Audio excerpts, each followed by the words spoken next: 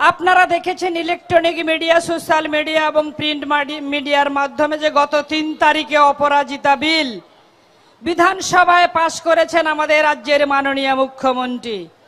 বিল পাশের যখন আমাদের মাননীয় রাজ্য বিধানসভার মাননীয় বিরোধী দলনেতা ওনার বক্তব্য রাখেন, ওনার বক্তব্যের পরে মাননীয় মুখ্যমন্ত্রী ওনার বক্তব্য রাখেন। মুখ্যমন্ত্রী বক্তব্য রাখার সময় ওনার একটাই লক্ষ্য, আমি গ্রামের মেয়ে, গ্রাম বাংলা একটা প্রচলিত প্রবাদ আছে যে একথা সে কথা দেবুড়ি আলা পাতা, এটা গ্রাম বাংলা একটা প্রচলিত প্রবাদ। উনি ঘুরিয়ে ফিরিয়ে ইনিয়ে বিনিয়ে কি বললেন, বলে বিরোধী দলনেতার পদত্যাগ চাই। 2021 সালে মাননীয় শুভেন্দু বাবুর কাছে 1956 ভোটে হেরে যাবার যন্ত্রণা উনি ভুলতে পারছেন না। তার জন্য মাননীয় শুভেন্দু বাবুর ভয়ে উনি বিধানসভায় যান না, কিন্তু 3 তারিখে তো উনাকে যেতেই হবে, যেহেতু উনি 28 আগস্ট মেয়র রোডে দাঁড়িয়ে ওই ওনাদের ছাত্র পরিষদের সভায় বলেছিলেন যে অভয়া বিল নিয়ে আসবেন, অপরাজিতা বিল নিয়ে আসবেন। সেই বিল তিনি নিয়ে আসলেন বিধানসভায়। আরে বিল তো আগে আছে, দেশের বিল, আপনারা জানেন দিল্লির নির্ভয়াতে ফাঁসি হয়েছিল, আমাদের রাজ্যে এখানে ফাঁসি হয়েছিল ধনঞ্জয়ের, সে বিল তো আছে। তাছাড়া ন্যায় সংহিতা আপনারা জানেন 2023। আর উনি নতুন করে একটা ভণ্ডামি আইওয়াশ করবার জন্য, রাজ্যের মানুষকে ধাপ্পা দেওয়ার জন্য, একটা ভণ্ডামি করবার জন্য, আইওয়াশ করবার জন্য তিনি একটা নতুন বিল নিয়ে আসলেন, বলে অপরাজিতা বিল।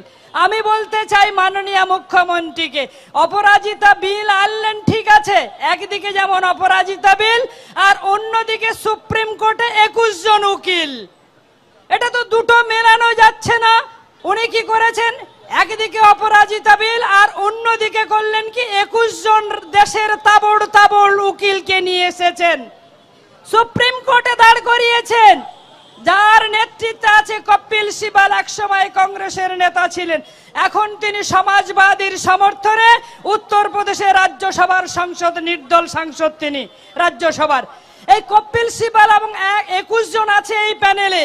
1 নম্বরে আছে কপিল সিব্বাল, 2 নম্বরে আছে ডক্টর মেনকা গুরুস্বামী, 3 নম্বরে রয়েছেন সঞ্জয় বসু, 4 নম্বরে রয়েছেন আস্থা শর্মা, 5 নম্বরে শ্রী সত্য মহান্তি, 6 নম্বরে নিপুণ সাক্সেনা, 7 নম্বর অঞ্জু থমাস, 8 নম্বর অপরাজিতা জামওয়াল, 9 নম্বরে কৌশিক সঞ্জীব, 10 নম্বরে মন্টিকা হরিয়ানি, 11 নম্বরে শ্রেয়াস আস্থি, 12 নম্বর উৎকর্ষ প্রতাপ, 13 নম্বর প্রতিভা যাদব, 14 নম্বর লাইজু সাইনি কনিয়াক, 15 নম্বরে রয়েছেন রিপুল স্বামী কুমারী, 16 নম্বরে লবকেশ ভম্বানি, 17 নম্বরে রয়েছেন অরুণিমা দাস, 18 নম্বরে রয়েছেন দেবাদীপ্ত দাস, 19 নম্বরে রয়েছেন অর্চিত আদলাখা, আর 20 নম্বরে রয়েছেন আদিত্য রাজ পান্ডে, আর 21 নম্বরে রয়েছেন যে উকিলের নাম মেহরিন গার্গ।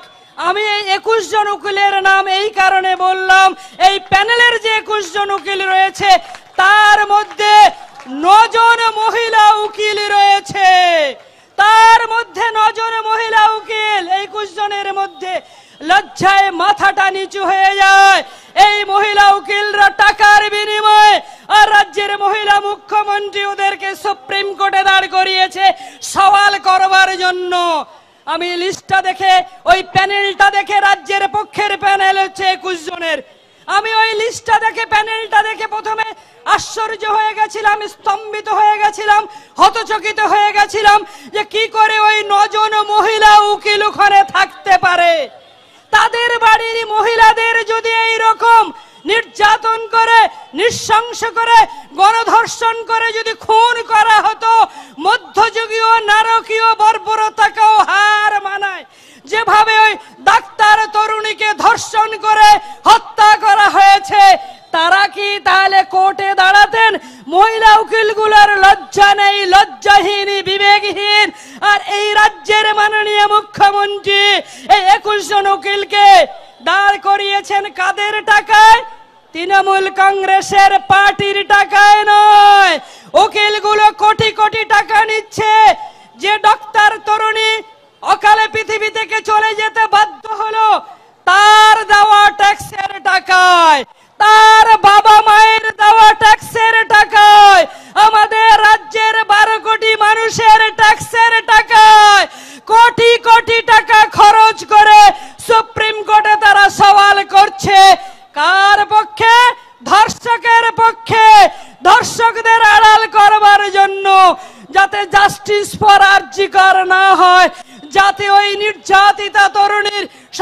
সন্তান হারানো বাবা মা যাতে নেই বিচার না পায় তার জন্য মুখ্যমন্ত্রী উকিলগুলোকে দাঁড় করিয়েছেন। 1 নম্বরে মিথ্যাবাদী এই মহিলা মুখ্যমন্ত্রী।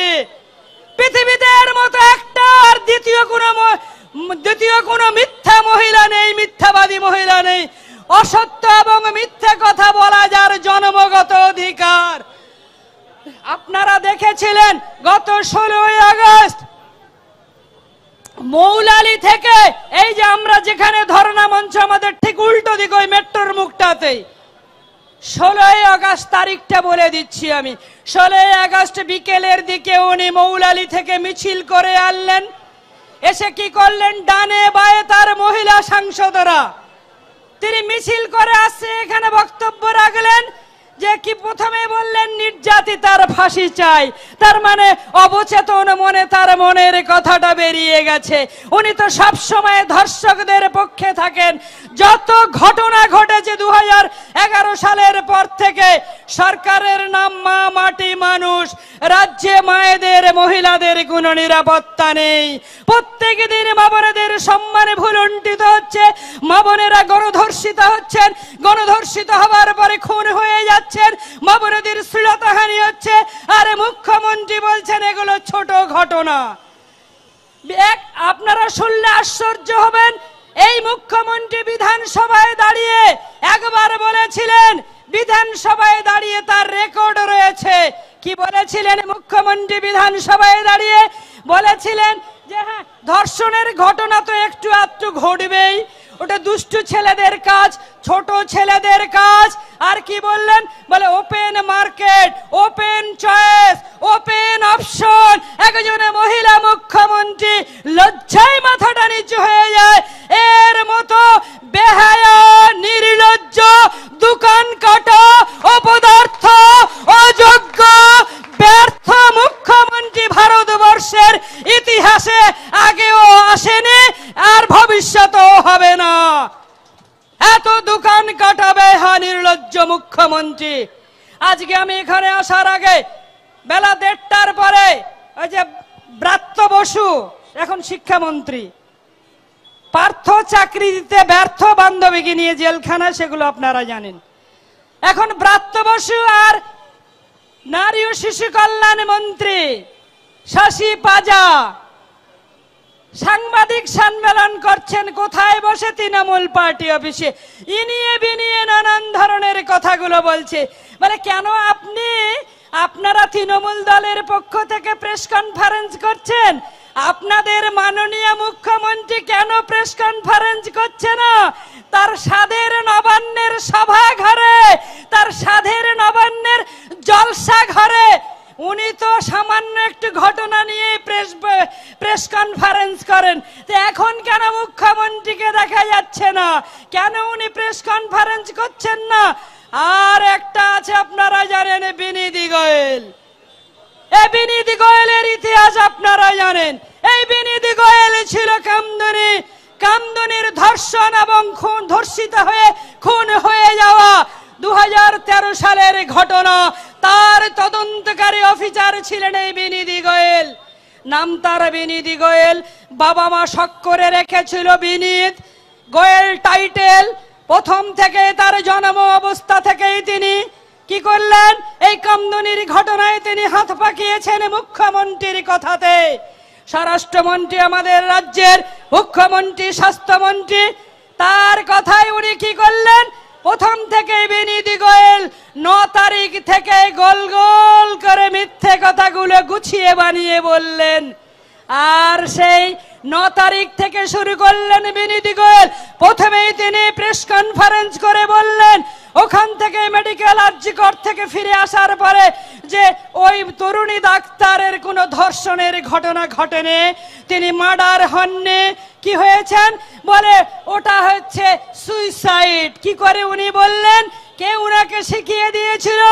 এই বিনীত গোয়েল যখন 2 তারিখে জুনিয়র ডাক্তাররা লালবাজার অভিযান করতে গেছিল, তখন নিজের পুলিশের কর্ডন দিয়ে সন্ধ্যার সময় লালবাজারের পেছনের দরজা দিয়ে পুলিশ কর্ডন করে, তার সিকিউরিটিরা কর্ডন করে তাকে লালবাজারের পেছনের দরজা নিয়ে বের করে নিয়ে যায়। কিসের ভয় এত? বিনীত গোয়েলের বাবা মা বেঁচে আছে নাকি আমার জানা নাই সিপির। যদি উনার বাবা মা জেনে বেঁচে থাকে, এখনো আছে কিনা আমার জানা নাই। যদি উনার বাবা মা পৃথিবীতে এখনো বেঁচে থাকে, তাহলে ওই বাবা মা নিশ্চয় টিভি রিপোর্টায় দেখেছে, সোশ্যাল মিডিয়ায় দেখেছে। দেখার পরে তাদের মনের অবস্থা কিরকম, যে একটা আইপিএস অফিসার করেছে, বাবা মায়ের টাকা খরচ করে নিজের যোগ্যতায় আইপিএস হয়ে চটি চাটছে। 3 তারিখ সকালে জুনিয়র ডাক্তাররা স্লোগান ধরেছিল, ভোর হলো দৌড় খোলো, বিনীত গোয়েল ওঠো রে, চটি পিসি দাঁড়িয়ে আছে, চটা হালকা করে চটি চাটো রে। এই বিনীত গোয়েলের মতো নির্লজ্জ আইপিএস অফিসার ভারতবর্ষে আর দ্বিতীয়টা নেই। আপনারা জানেন, এর আগের ঘটনা আপনাদের মনে আছে, আমি স্মরণ করিয়ে দেব। 2019 সালের ঘটনা। রাজীব কুমার তখন ছিলেন কলকাতার পুলিশ কমিশনার। সিবিআই যখন সারদা কেসে তার বাড়িতে গেল, মুখ্যমন্ত্রী সিট গঠন করেছিল, আপনাদের মনে আছে তো, আমি স্মরণ করিয়ে দেব। সিটের প্রধান ছিলেন রাজীব কুমার। লাল ডায়েরিটা সুদীপ্ত সেনের, বলে লাগে টাকা দেবে গৌরী সেন। প্রচলিত প্রবাদটা পাল্টা হয়েছিল, লাগে টাকা দেবে সুদীপ্ত সেন। 2011 সালে সুদীপ্ত সেনের টাকা দিয়ে তারা রাজ্যের ক্ষমতায় এসেছিল। সেই রাজীব কুমারের বাড়িতে যখন সিবিআই গেল, মুখ্যমন্ত্রী অতি দ্রুততার সঙ্গে রাজীব কুমারের বাড়ি পৌঁছে গেলেন। রাজীব কুমারের বাড়ি থেকে রাজীব কুমারকে নিয়ে এসে মুখ্যমন্ত্রী কি করলেন? এখান থেকে ঢিল ছোড়া দূরত্বে গান্ধী মূর্তির পাদদেশে তার বসংবদ আইএস আইপিএস অফিসারদের নিয়ে তিনি ধর্নায় বসলেন। পৃথিবীর ইতিহাসে ঘটনা কোথাও ঘটেনি। আইএস আইপিএস অফিসারদের নিয়ে তিনি যখন ধর্নায় বসলেন, ধর্নায় বসে বললেন, প্রয়োজনে আমি রাজীব কুমারের জন্য জীবন দিতে রাজি আছি। কে বলেছিলেন 2019 সালে?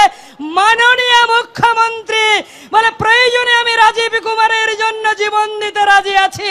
আর এই কথা শোনার পরে বাড়িতে রাজীব কুমারের স্ত্রী বলছে, রাজীব কুমারের ওয়াইফ বলছে যে মহিলা মুখ্যমন্ত্রী তোমার জন্য কেন জীবন দিতে চাইছে, এর তদন্ত আগে হওয়া দরকার। এবারে কেন বিনীত গোয়েলের জন্য মাননীয় মুখ্যমন্ত্রী? এখনো তো গান্ধী মূর্তির পাদদেশে কেউ অবস্থান করছে না, কেউ ধর্ণা করছে না। কেন আপনি বিনীত গোয়েলকে বাঁচানোর জন্য, সন্দীপ ঘোষকে বাঁচানোর জন্য ধর্ণায় বসলেন না? কি করে বসবে? জনগণ ওখানে কেলিয়ে তুলে দেবে। যেভাবে জনগণ খেপে গেছে, যেভাবে জন সুনামি আছড়ে পড়েছে। যে কথা বলছিলাম, বলে সন্দীপ, সিভিক আর অভিক, কি বললাম? সন্দীপ, সিভিক আর অভিক, এগুলো চুনোপুটি। আর আসল মাথার নেংটি ইঁদুর, আর ধেড়ে ইঁদুর হচ্ছে ওই হাওয়াই চটি, সাদা শাড়ি, হাওয়াই চটি। আমি এখান থেকে বলছি, আপনার সাদা শাড়িতে বন তিলোত্তমার রক্তের দাগ লেগে গেছে। পৃথিবীর কোন শক্তি আপনাকে আর মুখ্যমন্ত্রীর পদে রাখতে পারবে না। আজ হোক, কাল হোক, পরশু হোক, আপনাকে মুখ্যমন্ত্রী থেকে পদত্যাগ করতেই হবে। আর নইলে তিহার জেলে যেতে হবে। আর নইলে 27 তারিখে ছাত্র সমাজের ডাকে 27শে আগস্ট নবান্ন অভিযান ছিল নবান্ন অভিযান। কংক্রিটের প্রাচীর তুলেছিল, আপনারা দেখেছিলেন তো। বিনীত গোয়েল গিয়ে আবার প্রাচীর নাড়িয়ে দেখছে প্রাচীরটা ঠিক হয়েছে কিনা। সেই প্রাচীর তৈরি তো কাটমানি খেয়েছে। কাটমানি খেয়েছে, 10 মিনিটে প্রাচীর উড়িয়ে গেল। কোথায়? 3টে কর্ডন করেছিল, দুর্ভেদ্য দুর্গ বানিয়েছিল। আর কালীঘাটেও দুর্বিদ্ধ দুর্গ বানিয়েছিল। আচ্ছা, ছাত্র সমাজের নবান্ন অভিযান আছে, নবান্ন অভিযান, আর কালীঘাটে কেন দুর্বিদ্ধ দুর্গ হলো? বলে ছাত্র সমাজ যদি 180 ডিগ্রি ঘুরে ওই নবান্ন অভিযান করে যদি তারা কালীঘাটের দিকে রওনা দেয়, তাহলে তো মুখ্যমন্ত্রীকে আর খুঁজে পাওয়া যাবে না। তার কাছে 3টা অপশন আছে, হয় তাকে ভালোই ভালোই পদত্যাগ করে বাড়িতে চলে যেতে হবে, বয়স হয়েছে, আপনি একটু বিশ্রাম নিন, আর রাজ্য চালাতে পারছেন না। আর 2 নম্বর অপশন হচ্ছে 27শে আগস্ট তিনি গেছিলেন নবান্নের পেছনের দরজা দিয়ে, তিনি ঢুকেছিলেন নবান্নে। তার মানে তারা পিছু হটতে শুরু করেছে।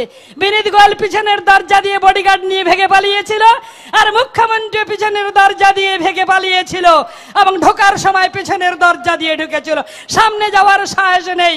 2 নম্বর অপশনটা হচ্ছে ওই নবান্নের পেছনের দরজা দিয়ে সোজা দমদম এয়ারপোর্টে গিয়ে দুবাই পালিয়ে যেতে হবে, ভাইপোর বাড়ি আছে দুবাইয়ে, ওই দুবাই পালিয়ে যেতে হবে।